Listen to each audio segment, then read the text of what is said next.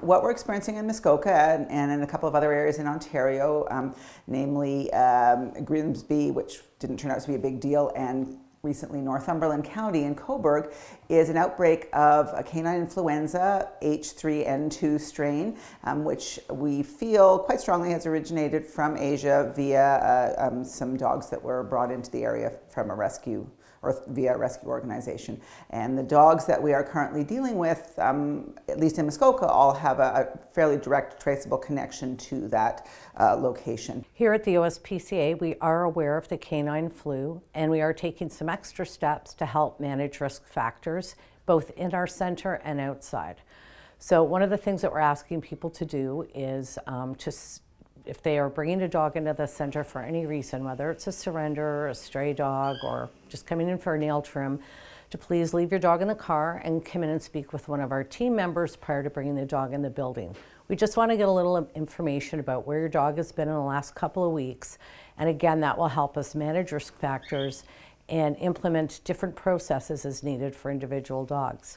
This is new to Ontario. The first incidence of this H3N2 version of the canine influenza was December of last year in the sort of Windsor area, and that outbreak was pretty small and quickly contained.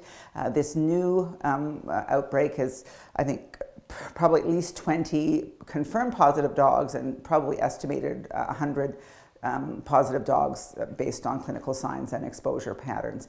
We have an excellent intake protocol. Dogs receive a complete exam on intake. We have a very good disinfection protocol.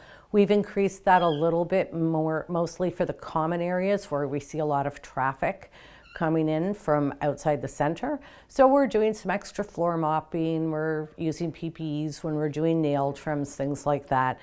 So we've increased that a little bit at this time to help manage any risks. Thankfully, this is not a disease where every dog gets horribly ill. In fact, most dogs, the illness is mild to moderate and they recover without anything other than tender loving care and maybe some cough suppressants prescribed by a veterinarian. Some dogs do get more ill and they can come down with a secondary bacterial pneumonia, which is pretty much the same situation as in people. And some dogs, the very ill, the very young, the very old, those with squishy faces and therefore a compromised respiratory system naturally are at risk of more serious disease. But thankfully in this area we've been able to really make sure everybody's doing pretty well at this point. Vaccines are available. They require 2 initial vaccinations, and we don't get good immunity until probably about 10 days after the second vaccination. So that's probably not something that's going to help us out too much with this outbreak, but it is something to consider. And certainly if you are somebody whose doggy lifestyle does take you out and about. So we're focusing on minimizing exposure. Stay home. Don't take your dog to dog parks. Don't book grooming. Don't do boarding. Don't do daycare. Don't walk in areas where lots of other dogs walk. If you can all avoid it until the outbreak has settled down. This isn't a forever recommendation. It is a for now recommendation.